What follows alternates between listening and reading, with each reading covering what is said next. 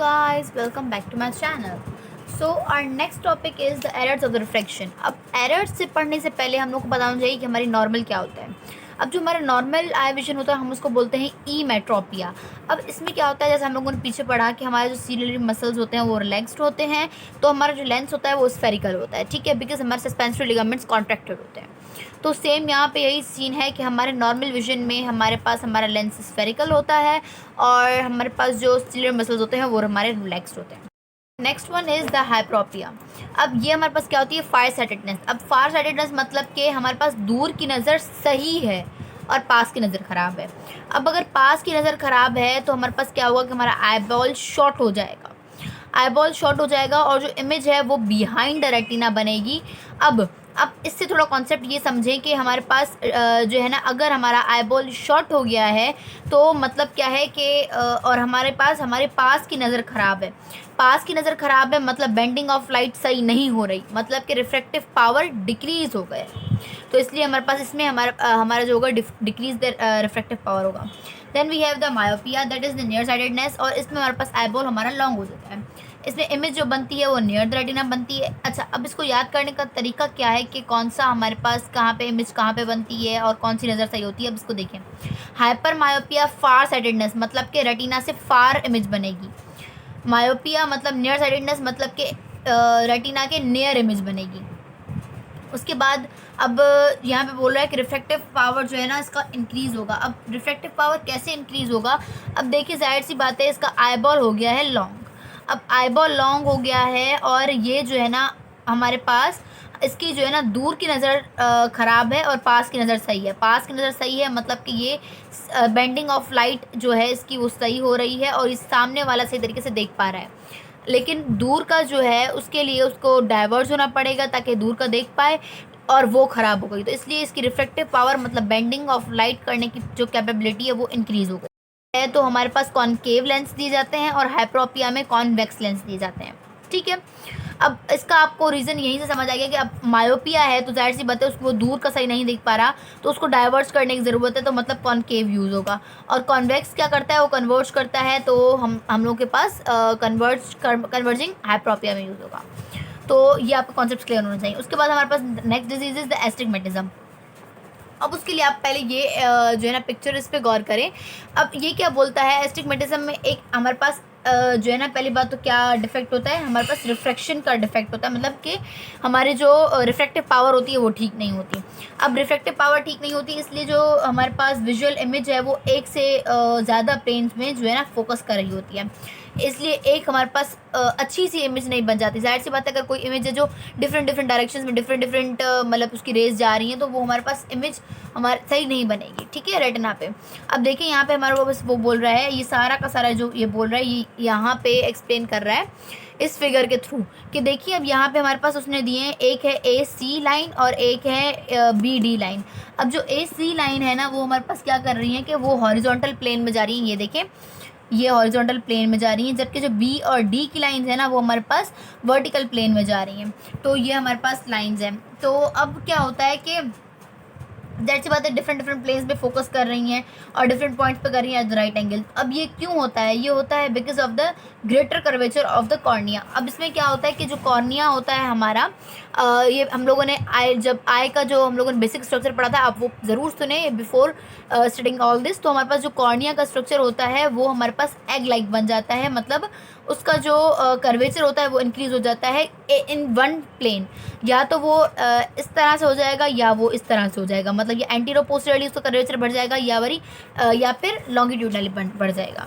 ठीक है, अब उसके बाद क्या होता है, इसलिए वो एक कॉमन पॉइंट पे फोकस नहीं कर पाता, तो इसका कॉमन फोकल पॉइंट नहीं होता, तो इसलिए इसकी जो अकोमोडेशन पावर है वो लॉस हो जाती है. अब इसको सही करने के लिए हम लोग क्या करते हैं कि दो lens at the right angle use करते हैं, मतलब कि स्फेरिकल लेंस बनाते हैं. ये मैंने पीछे आपको बात कर दी. अगर हम लोग दो लेंस सिलेंड्रिकल लेंस को एक उस पर रखते हैं तो हमारे पास स्फेरिकल लेंस बन जाता है. ठीक है, बाद ये सारा कुछ बता रहा है, ये फिगर के थ्रू बता रहा है कि भाई डिफरेंट प्लेन्स में जाता है और फिर ये लाइंस होती हैं, ये होता है. ये आपको ज़रूरत नहीं है पढ़ने की, आप बस इतना ही समझ लें कि बस एस्टिग्मेटिज्म में क्या होता है, रिफ्लेक्टिव एरर है. इसमें हमारे पास जो विजुअल इमेज है वो मोर देन वन प्लेन्स में डाइवर्ट हो जाती है, डिफरेंट डिस्टेंसेस से बनती है. और क्यों होती है, ग्रेटर कर्वेचर की वजह से होती है. और जो कॉर्निया होता है वो हमारे पास एक प्लेन में उसका कर्वेचर बड़ा हो जाता है, या तो एंटेरोपोस्टली या लॉन्गिट्यूडिनली। अब हम आते हैं हमारे कॉन्टैक्ट लेंसेज पे। अब हमें पता है कि हम कॉन्टैक्ट लेंसेज कहाँ पे पहनते हैं, हमारे आई बॉल पे पहनते हैं। कि हमारे पास जो कॉन्टैक्ट लेंसेज हमारे आई बॉल पे होते हैं, अब वो जो कॉन्टैक्ट लेंसेज होते हैं उनमें क्या पावर होती है कि वो इस कॉर्निया, हमारा जो आई बॉल है उससे स्टिक कर जाते हैं, ठीक है, हमारे कॉर्निया से। अब हमें पता है कि हमारे कॉर्निया पे अगर वो आई जो कॉन्टैक्ट लेंस है वो आ रहा है, अब ये कैसे स्टिक कर रहा है इससे, बिकॉज ऑफ द जो टीयर्स होते हैं हमारे जो यहाँ पे, उसकी वजह से ये इस पर स्टिक कर पा रहा है, ठीक है। अब इसका काम क्या होता है इस कॉन्टैक्ट लेंस का। अभी कॉन्टैक्ट लेंस अगर हम लोग फॉर एग्जांपल कोई सिलिंड्रिकल बनवाता है, कोई जिसको प्रॉब्लम होती है आई के उसमें एरर में, तो वो जो है ना उसके हिसाब से बनवाते हैं, ठीक है। तो अब इसका काम क्या होता है, ये बेसिकली क्या करते हैं इस जो अब देखें, अब पहले क्या था, इस कॉर्निया का रिफ्रैक्टिव इंडेक्स और जो आई का था, हम लोगों ने पीछे अपने लेक्चर्स में पढ़ा है, उन दोनों का जो डिफरेंस होता है वो जो है ना इलेक्ट करता है और हमारा रिफ्रैक्टिव पावर डिसाइड होती है, ठीक है, और रिफ्रैक्टिव इंडेक्स बनता है। अब जाहिर सी बात है अगर इसके ऊपर हमारे पास कॉन्टैक्ट लेंसेज आ गए तो क्या होगा कि इसका रिफ्रैक्टिव इंडेक्स नलीफाई हो जाएगा, इसका रिफ्रैक्टिव इंडेक्स हमारे काम का नहीं है। ये जो आउटर सरफेस ऑफ द हमारे पास कॉन्टैक्ट लेंस है वो उसका और एयर का जो हमारे पास होगा वो हमारे पास काम का होगा, ना कि ये कॉर्निया वाला, बिकॉज ये कॉर्निया का जो है वो सेम होता है as that of the inner surface of the contact lens, ठीक है। इसमें सिर्फ यही बता रहा है और कुछ भी नहीं बता रहा।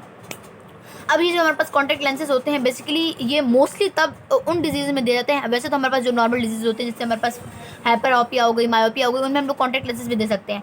लेकिन जो ये वाली डिजीज़ होती हैं जिनमें हमारे पास कॉर्निया जो है ना हमारे पास आउटबल्ज हो जाए, तो उन डिजीज़ में जो ना कॉन्टैक्ट लेंसेज दिए जाते हैं। बिकॉज अब देखें अगर वो आउटबल्ज हो गई है तो उसका जो हमारे पास जो उसका शेप है तो वो एक सीधा शेप नहीं है, ठीक है, कहीं से बल्ज्ड है, कहीं से कैसा है। तो उसको कॉन्टैक्ट अगर हम लोग ग्लासेस देते हैं तो वो क्या होगा कि यहाँ वाला जब देखेगा तो उसको मतलब इस साइड की आई से अगर वो इस साइड देखता है इस साइड से, तो क्या होगा कि उसको सही इमेज नहीं आ रही होगी, इस साइड से देखा तो सही आ रही होगी, इस साइड से देखेगा तो सही नहीं आ रही होगी।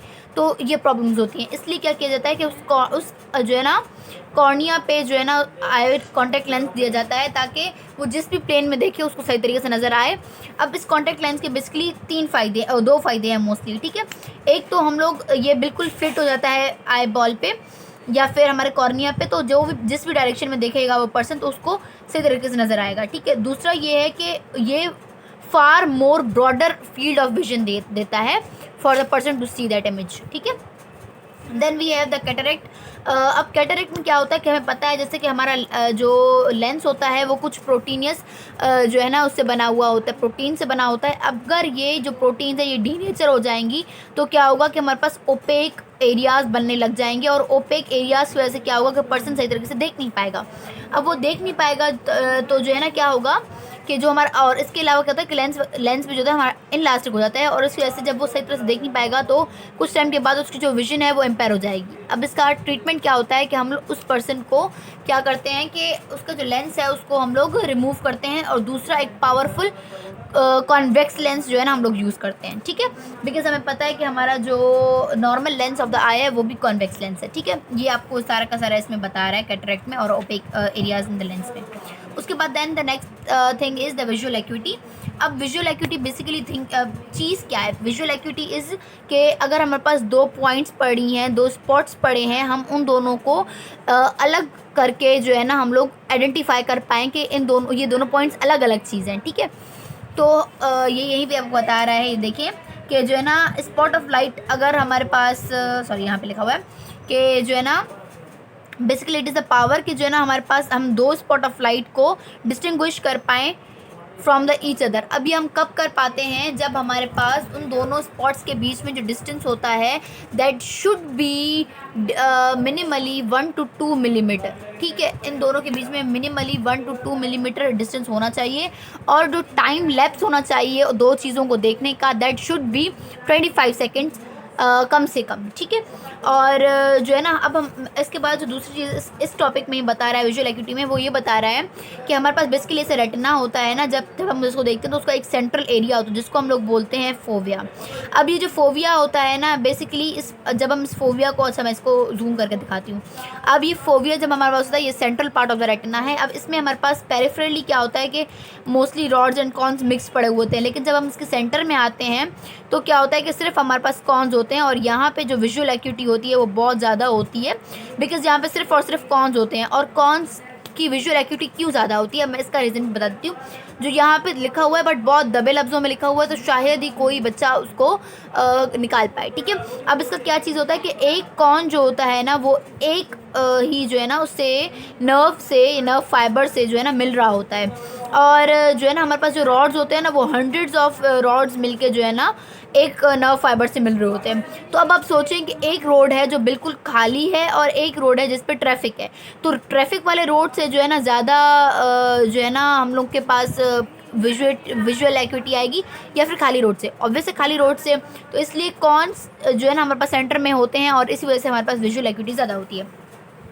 अब वो ये बोलता है कि हमारे पास जो अच्छा इसका जो डायामीटर वो यहाँ पे बता रहा है कि इस सेंट्रल पार्ट का, इस फोबिया का, दैट इज़ 1.5 माइक्रोमीटर, ठीक है। और हमारे पास जो रेटिनल स्पॉट बनता है, अब कोई भी रेटिना पे स्पॉट बनता है ना, उसकी जो मिनिमली जो डायामीटर होता है रेटिनल स्पॉट का, दैट इज़ 11 माइक्रोमीटर। अगर ये 11 माइक्रोमीटर है और इसका जो हमारे पास डायामीटर है फोबिया का, दैट इज़ 1.5, तो that is about 7 times less, ठीक है। तो ये यहाँ पे बता रहे हैं। देन वी हैव के जो है ना हमारे पास जो मैक्सिमम विजुअल एक्यूटी होती है वो होती है कि जब हमारे पास less than 2 degrees of the visual field बने। उसके बाद वो बोलता है कि अब ये जो एक्यूटी होती है, जब हम लोग देखते हैं हम इस फोबिया वाले रीजन से जैसे जैसे पेरिफेरली जाते जाते हैं तो हमारे पास विजुअल एक्यूटी डिक्रीज होती जाती है। मतलब ये हमारे पास फोबिया वाला रीजन जब हम उसको ऐसे कट कर रहे हैं तो, और ये हमारे पास पेरिफेरल रीजन है, तो जैसे जैसे हम यहाँ जा रहे हैं तो हमारी विजुअल एक्यूटी डिक्रीज़ हो रही है। उसके बाद वो बोलता है कि ये मैंने रीज़न आपको बता दिया है। उसके बाद जो है ना वो हमारे पास बताता है कि हम लोग क्लिनिकली इस विजुअल एक्यूटी को कैसे बताते हैं, that the clinical method of the for the स्टेटिंग visual acuity. अब इसमें क्या होता है कि हम लोग बेसिकली हम लोग के पास जो तरीका होता है वो ये होता है कि 20/20 जो नॉर्मल हमारे पास विजुअल एक्यूटी होती है। अब 20/20 ये है कि ये वाला जो 20 होता है डिनोमिनेटर वाला, दैट इज़ के नॉर्मल विजन के बताता है कि अगर एक बंदा 20 फीट पे खड़ा हुआ है और जो 20 फीट के सामने जो चीज़ पड़ी है अगर वो क्लियरली उस चीज़ को देख सकता है तो मतलब है कि वो उसकी जो विजुअल एक्यूटी है वो 20/20 है। लेकिन अगर हम लोग जैसा ना अगर हम लोग ये मतलब सपोज करते हैं कि जो नॉर्मल विजुअल एक्यूटी है दैट इज़ 200 और वो बंदा सिर्फ और सिर्फ 20 फीट से सही तरीके से देख पाता है, तो जो उसकी विजुअल एक्यूटी होगी वो होगी 20/200।